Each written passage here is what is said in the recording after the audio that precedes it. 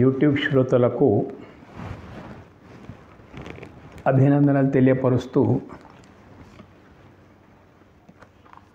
దాదాపు 2 వారాల దగ్గరకు వస్తుంది. 10 రోజులైతుంది అన్నట్టు. మేము ఇంకా వీడియోలు పెట్టలేదు 10 రోజుల మధ్యలో. ఈరోజు కొంచెం గ్యాప్ వచ్చిన తర్వాత పెడతా ఉన్నాము. అయితే మేము పెట్టే వీడియోలు చాలా లోతు దార్శనికమైనటువంటి సనాతన ధర్మం యొక్క హృదయానికి స్పృశించేటువంటివి, జనంలో ఎంతో చైతన్యాన్ని రగిల్చేటువంటి వీడియోస్ మేము పెడతా ఉన్నప్పటికైనా సబ్స్క్రైబర్స్ దొరకట్లేదు, వ్యూవర్స్ దొరకట్లేదు. ఏదో చెత్త ఒక సిన్సినరీస్ ఒక పిక్చర్ భాగాన్ని కానీ ఏదైనా ఇటువంటి చెత్త చెదారం పెట్టేస్తే లక్షలాది వ్యూవర్స్ వస్తున్నారు. ఇది సనాతనుల దౌర్భాగ్యానికి ఇది ఒక నిలువెత్తు సాక్ష్యం అన్నట్టు. సనాతనం తెలుసుకోవాలని చెప్పేసి ఏ పార్టీ శ్రద్ధ ఉందో మా వీడియోలో దొరికే వ్యూవర్స్ ద్వారా మాకు అర్థమవుతా ఉంది. బాధాకరమైన విషయము. ఎందుకంటున్నదంటే ఈనాటి టైటిల్ దేశాన్ని అట్టుడికిస్తున్నటువంటి ఉగ్రవాదం. అయితే ఎందుకు ఉగ్రవాదం ఇంత బలీయంగా ఈ దేశాన్ని ప్రభావితం చేస్తూ ఉంది అనే ప్రశ్న మనం వేసుకోవాల్సిన అవసరం చాలా ఉంది. ఇందులో ఈరోజు టైటిల్ ఏంటిదంటే మన అజ్ఞానం, అశ్రద్ధ, అహంకారం ఉగ్రవాద ఉద్ధృతికి కారణాలు. ఇది టైటిల్ ఈరోజు. ఉగ్రవాదం లోపల అంత శక్తి లేదు, ఉగ్రవాద సాహిత్యంలో అంత బలం లేదు. తర్కానికి నిలబడితే బీటలు వారిపోతుంది, పెంకుల్లా ఎగిరిపోతుంది అన్నట్టు. ఏ ఆశయ సాధన కొరకు మీరు ఉగ్రవాదులుగా మారినరు, దాని ద్వారా ఏం సాధించాలనుకుంటున్నారు, మీకు గురువులు ఎవరు, ఈ ఉగ్రవాదాన్ని ఈ రకంగా స్థాపించినటువంటి మూల పురుషులు ఎవరైనా ఉన్నారా, ఇవన్నీ అడిగితే వాళ్ళ దగ్గర సమాధానం లేదు. కాబట్టి అడిగే దమ్ము మనకు లేదు.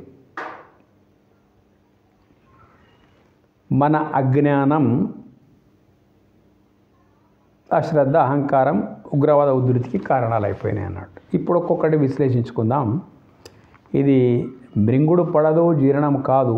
ఎందుకంటే మనకు మనమే విమర్శించుకుంటున్నట్టు ఉంటుంది కాబట్టి కొందరికి ఇది అస్సలే మింగుడు పడదు, వాళ్ళు మమ్మల్ని విమర్శిస్తూ ఉంటారు అన్నాడు. కానీ ఎంతకాలమైనా లాభం లేదు. ఇట్లా మన అజ్ఞానం అంటే ఏంటిది ఫస్ట్ మనం అర్థం చేసుకునాలే. మనది సనాతన భారతీయ సంస్కృతి, పేరే అత్యద్భుతంగా ఉన్నదన్నట్టు. ఈ దేశం, ఈ ధర్మంలో ఇటువంటి సనాతన భారతీయ సంస్కృతులు జన్మించడమే మన గొప్ప సౌభాగ్యం అన్నట్టు. అందుకే భగవద్గీతలో శ్లోకం శుచీనాం శ్రీమతాం గేహే అంటే పూర్వజన్మ పుణ్యం ఉన్నటువంటి వాళ్ళు పవిత్రమైనటువంటి భారతదేశంలో జన్మిస్తారని మనం అర్థం చేసుకోవాలి. గేహే అంటే ఈ దేశమే మన గృహం అన్నట్టు. సౌభాగ్యం. ఈ నా దేశం వేదభూమి, ధర్మభూమి, కర్మభూమి. ఆ తర్వాత సనాతనానికి ఉన్న సాహిత్యం అంతా ఇంత కాదు. విధర్మీయులు ఒక్కొక్క పుస్తకం పట్టుకొని ఒక్కొక్క వ్యక్తిని హైలైట్గా చేస్తూ దాని ఆలంబనగానే ప్రపంచమంతా వ్యాప్తి చెందుతూ ఉన్నప్పటికీ ఉంటున్నారంటే ఇక పోల్చుకుంటే మన సాహిత్యం ఎంత అని చెప్పాలి మనం. సాగర సమాన ఆధ్యాత్మిక సాహిత్యానికి మనం వారసులం. సముద్రంలో నీరెట్లా పుష్కలంగా ఎప్పుడు ఎండకుంటూ ఉంటుందో సనాతన సాహిత్యం కూడా ఎవరు ఎన్ని విధాల ప్రయత్నం చేసినప్పటికైనా కానీ ఆ సాహిత్యాన్ని ఎవరు ఏమీ చేయలేకపోయినారు అన్నట్టు. అంతటి సాగర సమాన సాహిత్యంకు మనం వారసులం. సనాతన మూలాలలో చాలామంది అంటారు, మీ సనాతనం, మీ హిందూయిజం లోపల జాతి వివక్ష ఉంది, వర్ణ వివక్ష ఉంది, లింగ వివక్ష ఉంది, ఆశ్రమ వివక్షలు ఉన్నాయి అని వాదిస్తారు. కానీ అదంతా బక్వాస్, అలాంటిది ఏమీ లేదు అని నిర్ద్వంద్వంగా మీరు ఎలుగెత్తి చాటాలి. ఒకవేళ ఇలాంటి వర్ణ, లింగ, జాతి, కుల వగైరా వగైరా వివక్షలే గనక సనాతనంలో మూలాల లోపల ఉంటే హనుమంతుడు, వాల్మీకి, వశిష్ఠుడు, రాముడు, శ్రీకృష్ణుడు, అగస్త్యుడు, వ్యాస భగవానుడు వీళ్ళంతా ఆరాధ్యులు. మన సాహిత్యాన్ని సురక్షితంగా ఉంచి వారసులకు అందజేసినటువంటి మహాపురుషులు వీళ్ళంతా. అయితే మూలం లోపల ఒకవేళ వివక్షలు ఉంటే హనుమంతుడు ఆదివాసి, వాల్మీకి ఆదివాసి, వశిష్ఠుడు కూడా అట్లాగే, శ్రీరాముడు క్షత్రియుడు, శ్రీకృష్ణుడు క్షత్రియుడు, యాదవుడు మళ్ళీ అందులోపల, వ్యాస భగవానుడు ఒక ఆదివాసే, అగస్త్యుడు ఆదివాసే. ఇలాంటి వాళ్ళు అనేకులు ఇంతటి వైభవోపేతమైనటువంటి స్థితి లోపల వేలాది లక్షలాది సంవత్సరాల లోపల చరితార్థులై నిలిచిండ్రు. వాళ్ళ మార్గదర్శనం లోపలనే మనం నడుస్తూ ఉన్నాం ఇప్పుడు. మొత్తం మీద ఇంత వైభవోపేతమైన స్థితిలో ఒకవేళ మన దగ్గర వివక్ష ఉంటే వాళ్ళంతా ఉండేవాళ్ళు కారు. ఇది బాగా జ్ఞాపకం ఉంచుకొని ప్రచారం చేయాలి. వీళ్ళంతా అన్నిటినీ పక్కకు నెట్టి స్వయం జ్ఞాన ప్రకాశంతో వెలిగినటువంటి వాళ్ళు, వాళ్ళ వెలుగును విశ్వానికి అందించినటువంటి మహావిభూతులు, యుగ పురుషులు, కారణ జన్ములు వీళ్ళంతా. మొత్తం మీద చాలా పేర్లున్నాయి. ప్రచారం చేసుకోవడానికి మనకు రాదు. ఎదుటివాడు ఇత్తడిని బంగారం ధరకు అమ్ముకొని వాడు బ్రతుకుతూ ఉంటే బంగారమును కూడా మనము బంగారం ధరకు అమ్ముకోలేని పరిస్థితి లోపల ఉన్నామన్నట్టు. ఇత్తడిని బంగారం ధరకు అమ్ముతున్నాడు. మన దుర్గతి ఇట్లుంది. అయితే ఇటువంటి కారణ జన్ములు మన వెనుక ఉన్నప్పటికైనా మనం వాళ్ళు అందించినటువంటి సాహిత్యం అపూర్వం. అంతకు మొదలు నభూతో అంటే సృష్టి పుట్టినప్పటి నుంచి ఇప్పటి వరకు నభూతో అంటే ఎవరు కూడా ఇలాంటి సాహిత్యాన్ని అందించలేదు. నా భవిష్యతి. ఎందుకు నా భవిష్యతి అంటున్నామంటే ఇంకా చెప్పడానికి ఏమీ మిగిలి ఉండదు. ఆధ్యాత్మికం అంటేనే దేవుడు, జీవుడు, జగత్తు, వీటి యొక్క సమన్వయం, సంబంధ బాంధవ్యం అన్నట్టు.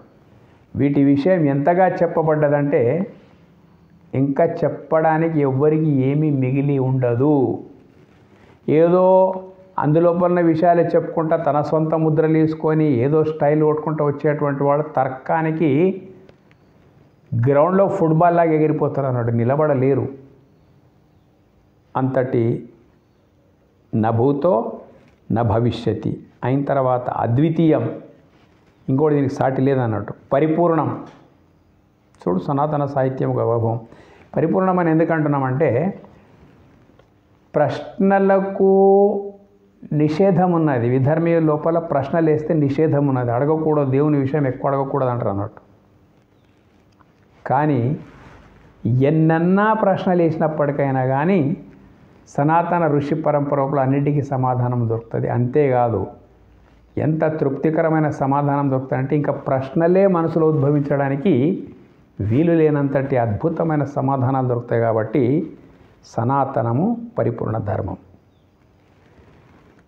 ఇంకా వీరు చెప్పిన దాంట్లో లోపల ఏదో మిగిలి ఉంది, ఇంకెవరో వచ్చి చెప్పుతారు, చెప్పినారు, చెబుతారు అనుకోవడానికి ఎలాంటి అవకాశం లేదు. ఎవరైనా అట్లా అనుకుంటే పూర్వం లోపల మీ వాళ్ళు కొంత మరుస్తే మా వాళ్ళు వచ్చి దాన్ని భర్తీ చేసిండ్రు అని అంటే ఆ అనేటోనికి పూర్వము సనాతనం ఏమిటో దాని మూలాలు తెలివై,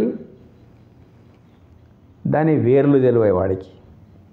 తెలిస్తేనే కదా పోల్చుకొని ఏమున్నది ఏం లేదని చెప్పేటువంటిది. కాబట్టి మన దగ్గర లేనటువంటి సనాతనంలో లేనటువంటి ఆధ్యాత్మిక విద్య ఇంకెక్కడనో ఎవరో వచ్చి చెప్పిండ్రు, అవి చెప్పిన అందులోపల లేవు, ఇది కొత్తది అనుకుంటే అంతకు మించిన భ్రమ ఇంకొకటి ఉండబోదు. ఇది ఎప్పుడు అర్థమవుతుంది మనకు? రెండిటిని మనం అధ్యయనం చేసినప్పుడు ఈ సత్యం మనకు అర్థం కావడానికి అవకాశం ఉందన్నట్టు. ఇట్టి సాగర సమాన సాహిత్యంలో నుండి ఏ కొన్ని బిందువులు రుచి చూసినా, ఎట్లా ఉంది సనాతన సాహిత్యం యొక్క మహిమ అంటే, సముద్రం లోపల నుంచి ఒక అర గ్లాస్ నీళ్ళు తీసుకొని అందులో 4 బిందువులు అంటే 4 చుక్కలు నోట్లు వేసుకుంటే ఏ రుచి వస్తుందో, మొత్తం సముద్రం లోపల అదే రుచి ఎట్లాగైతే ఉంటుందో, నువ్వు ఏదైనా ఒకటి తీసుకో. శివుడు కార్తికేయునికి అందించినటువంటి జ్ఞాన సింధు ఉన్నది, వశిష్ఠుల వారు శ్రీరామునికి అందించినటువంటి యోగ వాసిష్టం ఉన్నది, శ్రీకృష్ణుల వారు అర్జునునికి అందించినటువంటి భగవద్గీత ఉన్నది, శివుడు పార్వతిని శ్రోతగా పెట్టి ప్రపంచానికి అందించినటువంటి ఆగమ ధర్మాలు ఉన్నాయి, వీరశైవం ఉన్నది. ఏదైనా తీసుకోండి మీరు, ఏ ఒక్కటి తీసుకున్నా ఆ దాంట్లో సముద్ర జల బిందువు లోపల ఉండే రుచి సముద్రంలంతా ఎట్లా ఉంటుందో అట్లా ఏది తీసుకున్నా అందులోపల అంతా వచ్చే విధంగా ఈ యొక్క సాహిత్యం ఉన్నది. కాబట్టి నాయనలారా, కనీసం రోజుకు 4 శ్లోకాలు భగవద్గీత చదవండి, లేదా ఇంకా రకరకాల పుస్తకాలు ఉన్నాయి, ఉపనిషత్తులు డైరెక్ట్ ట్రాన్స్లేషన్ లోపల ఉన్నాయి. మేము పెద్ద ఇంగ్లీష్ తెలుగు లాభం లేదంటే ఇంగ్లీష్లో రామకృష్ణ మిషన్ వాళ్ళు ప్రచురించినటువంటి ఉపనిషత్తులు ఉన్నాయి. ప్రతీది మనకు అందుబాటులో ఉన్నది. ఏ ఒక్కటి ఉపనిషత్తులు చాలా ఉన్నాయి, ఏ ఒక్క ఉపనిషత్తు తీసుకున్నా పరిపూర్ణమైనటువంటి తత్వం అందులోపల రావడానికి అవకాశం ఉన్నది. ఇది సనాతన ధర్మం యొక్క అద్భుతమైనటువంటి లీలా విశేషం అన్నట్టు. ఏ కొన్ని బిందువులు రుచి చూసినా బిందువుల్లో సమగ్ర సాగరం యొక్క రుచి ఎట్లా వస్తుందో అట్లాగే సనాతన సాహిత్యం లోపల ఏ ఒక్కటి తీసుకొని అర్థం చేసుకున్నా సర్వం అర్థమైపోతుంది అన్నట్టు.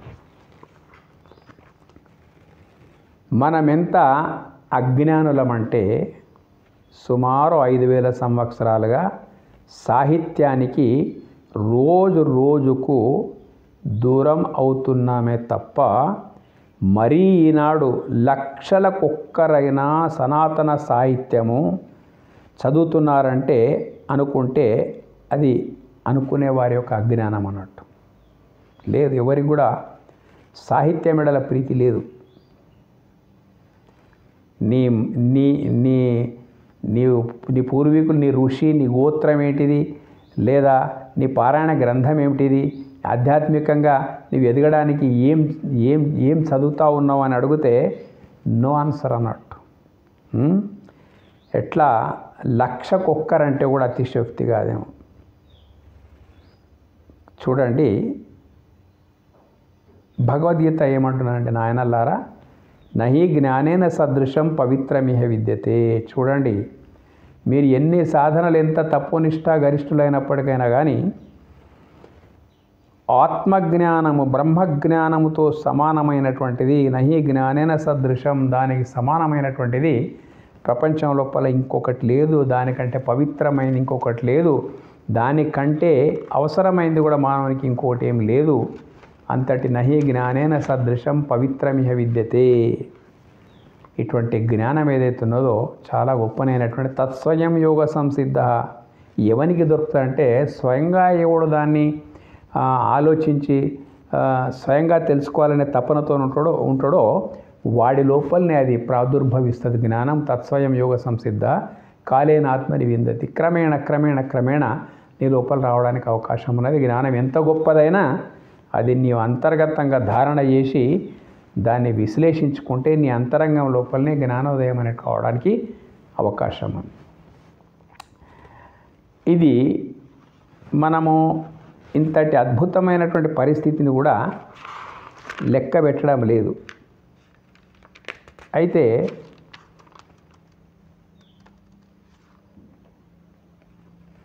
అజ్ఞానం అంటే ఇంతకు మించి ఇంకేముంటుంది మీరే చెప్పండి.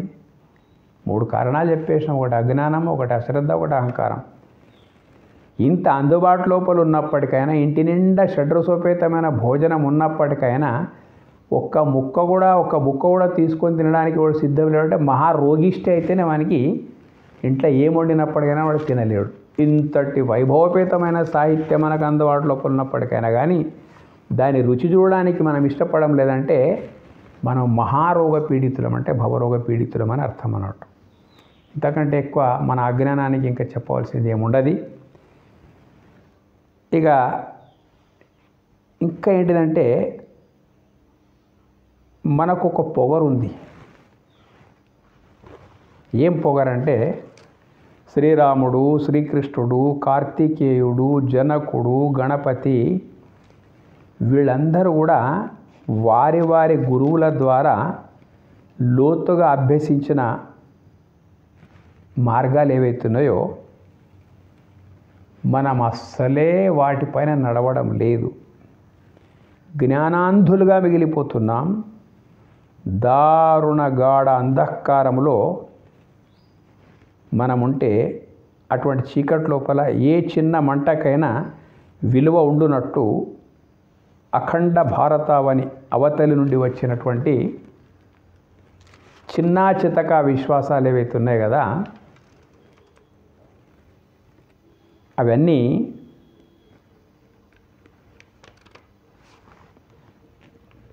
వచ్చినటువంటి ఉగ్రవాద, కుటిల నీతి, ప్రధానమైనటువంటి భావజాలాలు, ఐడియాలజీస్, విశ్వాసాలు ఏవైతే ఉన్నాయో మన దేశంలో 3 పువ్వులు 6 కాయలుగా వికసిస్తున్నాయి.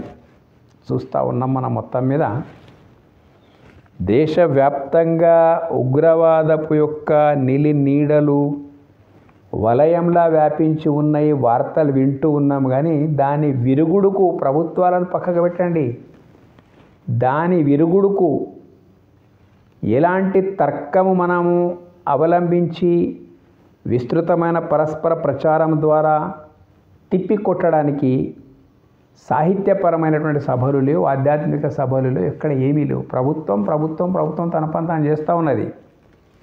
కానీ మన పని కూడా కొంత ఉంటుంది అన్నట్టు. మొత్తం మీద 3 పువ్వులు 6 కాయలుగా వికసిస్తున్నాయంటే మీ దాని గురించే మీకు తెలియదు. మీరు మాకేమనగలుగుతారు, పడుకోండి అలాగే అని చెప్పేసి వాడు 3 పువ్వులు 6 కాయలుగా వికసిస్తున్నారంటే అందులో ఏదో పస ఉండి కాదు. ఆ ఉగ్రవాదం కానీ, వాళ్ళకు సంబంధించిన సాహిత్యంలో కానీ, ఆ ఉగ్రవాదానికి ఆద్యుడైనటువంటి మూల పురుషుడు వాళ్ళ లోపల కానీ పెద్ద పస ఏమీ లేదు. అది పెద్ద అందులో ఏదో ఒక పస ఉండి కాదు, ఏ బలం లేదు. మన సనాతనుల బలహీనతలే ఎదుటివారి విశ్వాసాలకు బలంగా పరిణమిస్తున్నాయి. మన బలహీనతలే ఈనాడు ఈ దేశం ఉగ్రవాద ఊబిలోకి దిగిపోతుంది. ఎందుకంటే మన అజాగ్రత్త అనేటువంటిది ఈ రకంగా పరిస్థితి తీసుకొని వచ్చింది. శాస్త్ర సాంకేతిక రంగం యొక్క అభివృద్ధి వారికి ఎంతో దోహదపడుతూ ఉంది, వాడుకునేటానికి దోహదపడుతూ ఉంటుంది మొత్తం మీద. ఈ కారణంగా ఈ దేశపు ప్రతి చదరపు కిలోమీటర్లు ఉగ్రవాదులు ఉన్నారు, ఉగ్రవాద పోషకులు ఉన్నారు. బయటికి నటన చేస్తారు వాళ్ళు, మేము ఉగ్రవాదానికి వ్యతిరేకమని పెద్ద పెద్ద సోగ్గాళ్ళు నేషనల్ టీవీ లోపల ఏమేమో మాట్లాడుతూ ఉంటారు. పరోక్షంగా వాళ్ళు లోపల ఏం చేస్తారో తెలియదు. ప్రతి చదరపు కిలోమీటర్ లోపల ఉగ్రవాదులు ఉన్నారు, ఉగ్రవాద పోషకులు ఉన్నారు, ఉగ్రవాద సంరక్షకులు ఉన్నారు. ఇట్టి సత్యాన్ని గమనించే సోయి కూడా సనాతనులమైనటువంటి మనకు లేకుండా పోతుంది. ఏ ఉగ్రవాదంకు మూలమైనటువంటి సాహిత్యం దాన్ని బయట తీయండి, కూర్చొని మాట్లాడదాం, డిబేట్ చేద్దాం. అయ్యా నీవు ఏ ఏ ఏ మతాన్ని నమ్ముతున్నావో ఆ మతం యొక్క మూల గ్రంథాల లోపల ఉగ్రవాదం ఉందా అనేటువంటిది మనం తెలుసుకోవడానికి ప్రయత్నం చేయాలి కదా. తెలుసుకుంటేనే కదా వాళ్ళతో మాట్లాడడం. ఇట్లా వాళ్ళు చెప్తూ ఉంటారు కౌంటర్ మనం ఎక్కడ ఏమీ జరగడం లేదన్నట్టు. సనాతనులకు గమనించేటువంటి సత్యాన్ని గమనించేటువంటి సోయి కూడా సనాతనకు లేకుండా పోతుంది. ఇది మన అజ్ఞానపు పరాకాష్ట అనుకోవడానికి అనుకోవడం కరెక్టా కాదా మీరే ఆలోచించండి. అజ్ఞానం యొక్క పరాకాష్టం అని. రెండవది అశ్రద్ధ. ఇది చాలా విచిత్రం ఉంది. మనకున్న శ్రద్ధ లేదని కాదు, మనకున్న శ్రద్ధ అత్యధిక శాతం సనాతనులు అనబడే వారి లోపల 99.99% అంటే ఇక తక్కనే. ఎక్కడుందబ్బా అంటే సనాతనం 4 భాగాల్లో ఉందని చాలాసార్లు చెప్పాను నేను. ప్రాథమిక దశ గుడులు, గోపురాలు, తీర్థాలు, క్షేత్రాలు, ఆలయ దర్శనాలు, అర్చనలు, అభిషేకాలు ప్రాథమిక దశ ఇవన్నీ. సెకండరీ ఉంది. ఏ దేవుళ్ళను మనం పూజిస్తూ ఉన్నామో, ఏ దేవాలయాలకు పోతున్న వాళ్ళ చరిత్రను తెలుసుకోవాలి. హయ్యర్ ఉంది. ఎవరిని మనము మన ఆదర్శులుగా మనం భావించుకుంటున్నాము, రాముడు, కృష్ణుడు, శివుడు వగైరా, కార్తికేయుడు, గణపతి, వాళ్ళ జీవితం లోపల ఆచరించినటువంటి అన్నీ మనకు సాధ్యం కాకపోయినా కొన్నైనా ఆచరించడానికి ప్రయత్నం చేయాలి. ఇది హయ్యర్ ఎడ్యుకేషన్. ఇంకా పిహెచ్డి లెవెల్ ఏంటిదంటే ఇంకా దేవుణ్ణి నువ్వు వెతకవలసిన అవసరం లేదు. దేవుడు అనేటువంటి వాడు నీకు అప్రత్యక్షం కాడు, నిరంతరం ప్రత్యక్షమయ్యే ఉన్నాడు. ఎప్పుడు నీకు కనిపిస్తూనే ఉంటాడు దేవుడు. ఇది సనాతన ధర్మం యొక్క అంతిమ దశ. ఆ లెవెల్కి వెళ్ళిపోయిన తర్వాత మోక్షం ఇక్కడే అనుభవించగలుగుతాడు మనిషి. ఇది గొప్ప విషయం అన్నట్టు. ఇంతవరకు ఉన్నది మనకు. అయితే మనకున్న శ్రద్ధ అత్యధిక శాతం సనాతన అనబడమైన వారి లోపల ఎక్కువ 1,00,000 కూడా అటువైపు చూపులేదు. కేవలం ప్రాథమిక దశ లోపలనే ఉన్నారు. గుడులు ఎందుకున్నాయి? మనిషికి భయం ద్వారా భక్తిని రేకెత్తించేటందు కొరకే గుడులు ఉన్నాయి. భయం ద్వారా భక్తిని రేకెత్తించి క్రమేణా విద్యా విధానం ఎట్లయితే ఫస్ట్ టు 7th పాస్ అయిన తర్వాత మళ్ళీ ఆ తర్వాత 10th పాస్ కావాలి, ఆ తర్వాత ఇంటర్ డిగ్రీ పీజీ వరకు పోవాలి, ఆ తర్వాత పిహెచ్డి వరకు పోవాలి.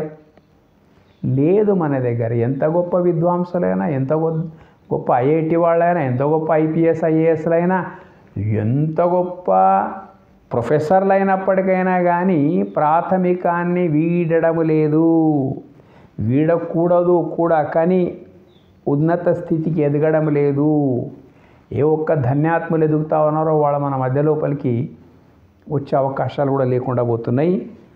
కాబట్టి మనకున్న శ్రద్ధ అత్యధిక శాతం కేవలం గుడులు, గుండాలు, తీర్థాలు, క్షేత్రాలు, అర్చన, అభిషేకాలు, నోములు, వ్రతాలు, దీక్షలు తప్ప ఏమి మన కొదవ లేదు. దేవాలయాల హుండీలు తీస్తే రోజుకు కొన్ని కోట్లు వస్తూ ఉంటాయి. దర్శనాల ద్వారా వచ్చేటువంటివన్నీ బోలెడంతా ఉంది మొత్తం మీద. కానీ సనాతన ధర్మం అంటే ఏమిటి తెలుసుకునే పాపాన మన వాళ్ళు అత్యధిక శాతం పోవడం లేదు. అశ్రద్ధ. ఉన్న శ్రద్ధ అంతా ఇందులోపలనే పోతున్నది. 2 నెలలకోసారి తిరుపతి పోయేవాళ్ళు ఉన్నారు. పర్వదినాలు అక్కడే గడిపేటువంటి వాళ్ళు ఉన్నారు. సెలవులు వస్తే అక్కడికే పోయేటువంటి వాళ్ళు. దేశం నిండా గుడులు, గోపురాలు, గుండారాలు, మొత్తం శ్రద్ధ ప్రాథమిక దశ లోపలనే ఉంది. సనాతన ధర్మం అంటే ఏంటిది? దేవుడంటే ఏమిటి? ఎక్కడుంటాడు? ఎట్లుంటాడు? కనిపిస్తాడా? ఎలా జీవించాలి? ఈ 5 ప్రశ్నల యొక్క సంపూర్ణ సమగ్ర సమాధానమే సనాతన ధర్మం అన్నట్టు. దేవుడు అంటే ఏంటిదో ఇంకా ఎవరు ప్రశ్నించడానికి వీలు లేనంత విస్తృతంగా తెలిపేటువంటి పరిస్థితి. ఎక్కడుంటాడో అనే ప్రశ్నకు కూడా ఇంకా మళ్ళీ నువ్వు ప్రశ్న వేయడానికి వీలు లేనటువంటి సమాధానాలు మన దగ్గర ఉన్నాయి.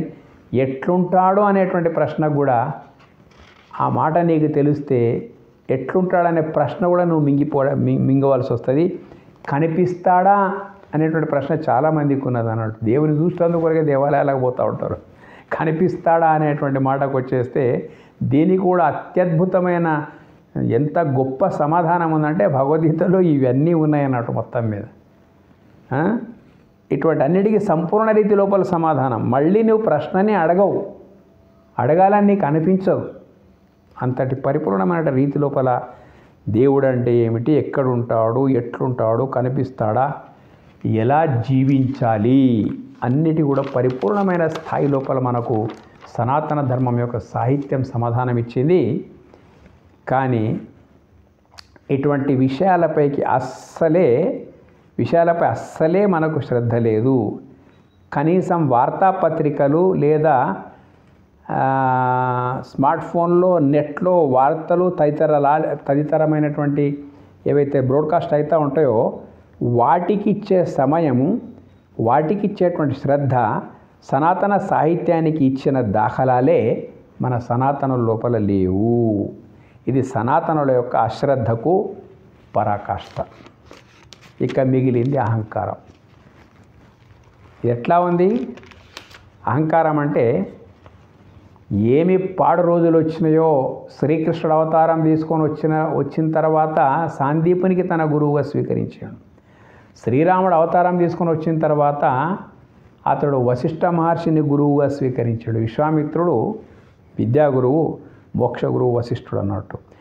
ప్రతి గుడి లోపల, ప్రతి గుడి లోపల వెలిసినటువంటి హనుమంతుడు 24-25 లక్షల ఆలయాలతోని వెలుగొందుతున్నటువంటి హనుమంతుని చరిత్ర లోపలికి వెళ్ళిపోతే కూడా, సూర్యమండలం లోపల ఎన్నో విద్యలు అభ్యసించి వచ్చినటువంటి హనుమంతుడు కూడా సద్గురువు అయినటువంటి శ్రీరాముని ఆశ్రయం పొందినటువంటి చరిత్ర ఉంది.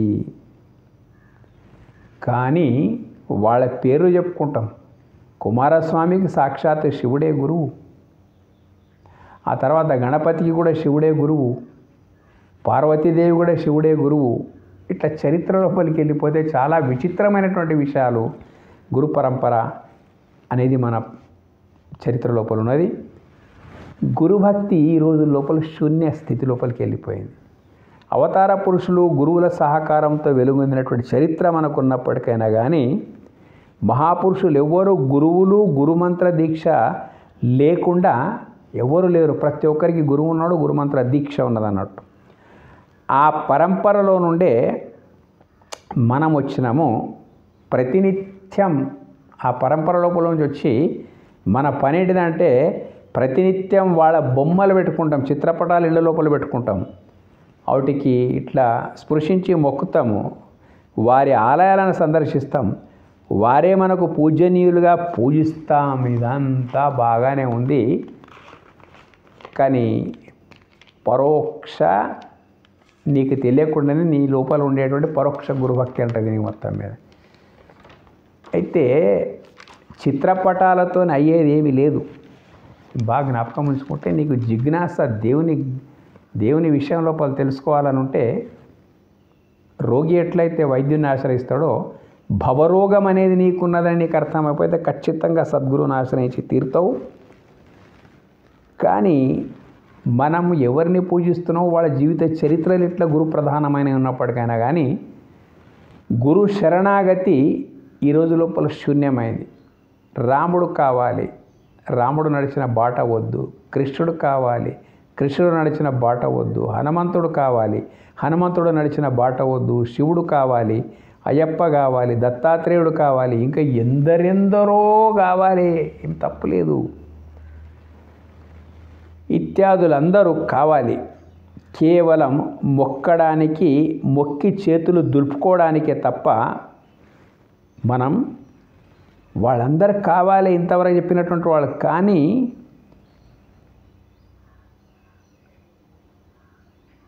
పురోగమించిన వాళ్ళు పురోగమించినటువంటి మార్గాలు ఏవైతున్నాయి కదా, గురు ఆశ్రయం యొక్క మార్గాలు ఏవైతున్నాయి కదా, గురు జ్ఞాన ప్రాప్తికి సంబంధించిన మార్గాలు ఏవైతున్నాయి కదా, వాళ్ళు పురోగమించినటువంటి గురు మార్గం మాకొద్దు.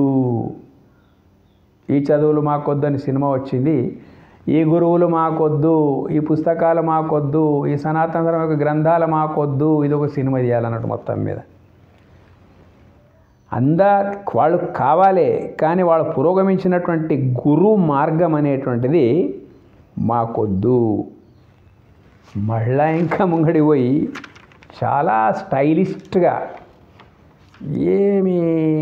ఏమిటి గురువు, వాడో మనిషే, వారు అనరు, వాడో మనిషే, మనము మనుషులమే, వాళ్ళని దేవుళ్ళ మొక్కడానికి గురువులు ప్రత్యక్షంగా కోసం కూడా స్టైల్ అంటూ బయటికి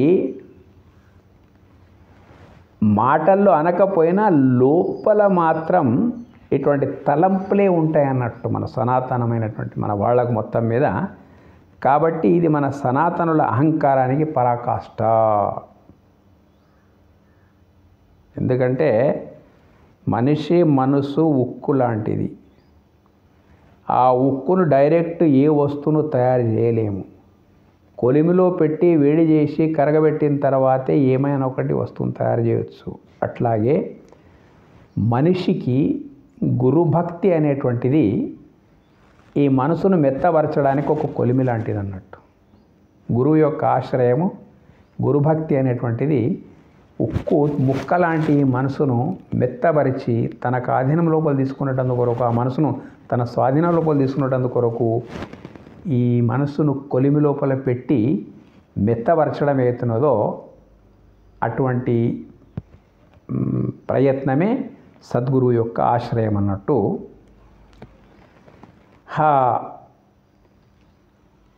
ఈ మూడు ఏంటి అంటే ఒకటి అజ్ఞానం, ఒకటి అశ్రద్ధ, ఒకటి అహంకారం అన్న గొప్ప రోగాలతో మనం ఉన్నాం ఇప్పుడు. ఎంత భయంకర రోగాలు ఇవి మొత్తం మీద. ఒకే మనిషికి బ్రెయిన్ ట్యూమర్ ఉంది, ఒకే మనిషికి క్యాన్సర్ ఉంది, ఒకే మనిషికి లివర్ డ్యామేజ్ ఉన్నది. ఈ మూడు రోగాలు ఒక్క దగ్గర ఉంటే వాని గతి ఏం కావాలి? భారతీయ సమాజంకు అజ్ఞానంకు కొదవలేదు. పోనీ ఆ జ్ఞానమును దూరం చేసేందుకు కొరకు ఏదో కార్యక్రమాలు ఏర్పాటు చేసి మనం శ్రద్ధ పిలిచి ఏమైనా చేద్దామంటే శ్రద్ధ ఎవరికి లేదు. అరే శ్రద్ధ లేకపోతే శ్రద్ధనన్నా పురికొల్పుదామని చెప్పేసి నానా తంటాలు పడతా ఉంటే వాడేం గురు వాడేం చెప్తాడు వీడేమి అహంకారం అన్నట్టు. ఈ మూడు రోగాలు వీటితో మనం బాధపడతా ఉన్నాము. కాబట్టి మనము మన రోగగ్రస్తమైనటువంటి వాళ్ళ మన బాధ లోపల ఉంటే సనాతనాన్ని పక్కకు నెట్టి ఉగ్రవాదం పెరగకపోతే ఇంకేముంటుంది ఈ దేశం లోపల చెప్పండి. కాబట్టి నా దృష్టి లోపల ఉగ్రవాదానికి ఇంతటి విస్తృతంగా ఉధృతంగా విచ్చలవిడిగా వెర్రితీగల ప్రచారం అవుతుందనంటే సనాతనులమైన మన లోపల చైతన్యము లేకపోవడము. ఉగ్రవాదులు ఒట్టిగా లేరు, ఆషామాషిగా లేరు. వాళ్ళకంటూ ఒక సాహిత్యం ఉన్నది. ఆ సాహిత్యంలో ఏం చెప్పినరో మళ్ళీ వీళ్ళు ఏం చేస్తున్నారో కానీ సాహిత్యం మాత్రం ఉంటుంది వాళ్ళకి మొత్తం మీద. ఇంతటి క్రూరమైన చర్యలకు పాటుపడమని చెప్పేసి వాళ్ళ సాహిత్యం లోపల ఉందా లేదా మనం తెలుసుకోవాలి కదా. ఉందా అంటే వాళ్ళు ఒప్పుతారా? ఒప్పరు. స్వయంగా మనం కూడా అధ్యయనం చేయాలి. ఉగ్రవాదుల యొక్క బేస్ సాహిత్యం, మూల సాహిత్యం ఏమిటిది? ఎందుకు వాళ్ళు ఉగ్రవాదులుగా మారినరు? ఏ లక్ష్యాన్ని సాధించాలని చెప్పి ఉగ్రవాదులుగా మారినరు అనేటువంటి బేస్ను కూడా మనం తెలుసుకోవాల్సిన అవసరం ఉన్నది. తర్వాత మనము తెలుసుకోకుండా ఉంటే మనది మనకే తెలియనప్పుడు వాళ్ళది మనమేం తెలుసుకుంటాము. నా ప్రార్థన ఏంటిదంటే మేధావులారా జిల్లాకు 20 మంది చాలు, ఎక్కువ అవసరం లేదు. అక్కడక్కడ 20 మంది చాలు. తమ జీవితాలను ధారపోయండి, మంచి అధ్యయనం చేయండి. ఫస్ట్ కత్తులు కటారాలు తీసుకొని బాంబులు తీసుకొని ఎవరి మీదనో విరుచుకుపడడం అనేటువంటిది మనకు అవసరం లేదు. ఎందుకు అవసరం లేదంటే ఈ ఉగ్రవాదులు వాళ్ళ సాహిత్యం మనం తెలుసుకొని అది తప్పు అని మనము మన వాస్తవమైనటువంటి సనాతన ధర్మం యొక్క వైభవము సమన్వయం చేసి వాళ్ళకి వాదిస్తే వాళ్ళు లొంగిపోతారు. కంపల్సరీ లొంగిపోతారు. చూయించయ్యా నీ సాహిత్యం మీద చూయించు, అందులోపల ఎక్కడుందో చూయించలేరు. అన్ని దొంగ దెబ్బలు. అరే దమ్ముంటే ప్రత్యక్షంగా రండి, ప్రత్యక్షంగా వచ్చి ఏమైనా పోరాటం చేయండి. వచ్చేదే దొంగల మాదిరిగా, చంపేది అమాయకులను. ఇదేమడదా హిజడావాదమా? ఇది చంపేది అమాయకులను, వచ్చేది దొంగచాటున. అరే నీకు ఎవరి పైన నువ్వు కక్ష తీర్చుకోవాలనుకుంటున్నావు వాళ్ళు డైరెక్ట్ వచ్చేసాయి, ముఖాముఖి తలపడ వాళ్ళతోని. కార్ల బాంబులు పెడితే వాడు చచ్చిపోయి, తర్వాత వాడిని ఎన్నుకున్న వాళ్ళు చచ్చిపోయి, యూనివర్సిటీల పేర్లు తీసుకొని యూనివర్సిటీ లోపలంతా మొత్తం ఈ దేశాన్ని సర్వనాశనం పట్టించేటువంటి ప్లానింగ్ తయారు చేయడము. ఏమి ఇంతటి వార్తలు వస్తున్నప్పటికైనా కానీ మన వాళ్ళ లోపల ఎక్కడైనా సెమినార్ కండక్ట్ చేసి మాట్లాడేటువంటి సోయి కూడా మన వాళ్ళకి లేదన్నట్టు. మొత్తం మీద ఒక వర్గము, ఉగ్రవాద వర్గం అనేటువంటి దేశాన్ని ఏమో చేయాలి, సర్వనాశనం చేయాలి అనేటువంటి ప్రయత్నాలు జరుగుతున్నప్పుడు మన జ్ఞానం ఎక్కడ పోయింది? వాళ్ళలాంటి వాదన మనకు అవసరం లేదు. కనీసం స్పందన, ఒక జాగృతి మనం ప్రజల లోపల కల్పిస్తున్నామా? కల్పించడం లేదు. ఈ దేశం లోపల ఉగ్రవాదులు అంటేనే 100 కోట్ల హిందూ జనం ఈ దేశం లోపల ఉన్నది. ఇంకా వేరే వాళ్ళు చాలా ఉన్నారు. మొత్తం మీద 1% కాదు, 1,00,000 ఉగ్రవాదం యొక్క ఉధృతి, దాని యొక్క పరిణామాలు ఏమున్నాయో తెలుసుకునేటువంటి జ్ఞానం కూడా లేదు మనకు. ఉగ్రవాదులు ఆయన బాంబు బ్లాస్ట్ చేసిన అయిపోయి ఉగ్రవాదం అయ్యా, వాళ్ళ సాహిత్యం ఏమున్నది, వాళ్ళ వెనుక ఏమున్నది, పెద్ద మేధావులు ఉన్నారు. వాళ్ళంతా మనం ఒక్క దగ్గరికి వచ్చి కనీసం మండల స్థాయి, జిల్లా స్థాయి లోపల పోయి ఇదాన్ని ఎట్లా ఎదుర్కోవాలనేటువంటి ఒక విశ్లేషణాత్మకమైనటువంటి సభలు, సమావేశాలు మనం పెట్టడం లేదు. చాలా భయంకరమైన వాతావరణం. చరిత్రలో ఔరంగజేబ్ అంటాం, బాబర్ అంటాం, ఔరంగజేబ్ అంటాం, బాబర్ అంటాం, గజనీ అంటాం. అవన్నీ పాత చరిత్రలు. వాళ్ళకి తోచిన కాడికి కత్తులతో ఎంతమంది నరకాలు నరికిండ్రు, పోయినరు, ఏం చేసుకోవాలో దోచుకొని పోయినరు. కానీ అంతకంటే అత్యంత ప్రమాదకరమైనటువంటి పరిస్థితిలో ప్రస్తుతం ఉన్నాం మనము. ఈ ఆర్టిఫిషియల్ ఇంటెలిజెన్స్ కానీ, ఇంటర్నెట్ టెక్నాలజీ కానీ, ఇన్ఫర్మేషన్ టెక్నాలజీ కానీ ఇది వాళ్ళు వినియోగించడానికి ప్రారంభిస్తే తట్టుకోవడం మనకు చాలా కష్టమైపోతుంది. కాబట్టి దేశ ప్రజలందరికీ, ప్రత్యేకించి సనాతనులకు నేను కోరుతా ఉన్నది, మీ లోపల చైతన్యం రావాలి, మీరు జాగ్రత్త పడాలి. ఇప్పుడు మనం బాంబులు వేసేది, కత్తులు కటారాలు మనకు అవసరం లేవు. సనాతన ధర్మం యొక్క శక్తి ఎంత గొప్పదంటే ముంగట నిలబడ్డోడు సరెండర్ అయిపోవాల్సి వస్తుంది అన్నట్టు. కాబట్టి నా బాధను అర్థం చేసుకోండి. కనీసం ఈ వీడియో మీకు నచ్చితే సబ్స్క్రైబ్ చేయడానికి ప్రయత్నం చేయండి. ఎక్కువ జనం వరకు ఈ సమాచారం వెళ్ళిపోవాలి. ఇది మనమే తిట్టుకున్నట్టున్నది పొద్దు వీడియో, కానీ ఉన్న సత్యం చెప్పకపోతే లాభం లేదు. ధన్యవాదాలు.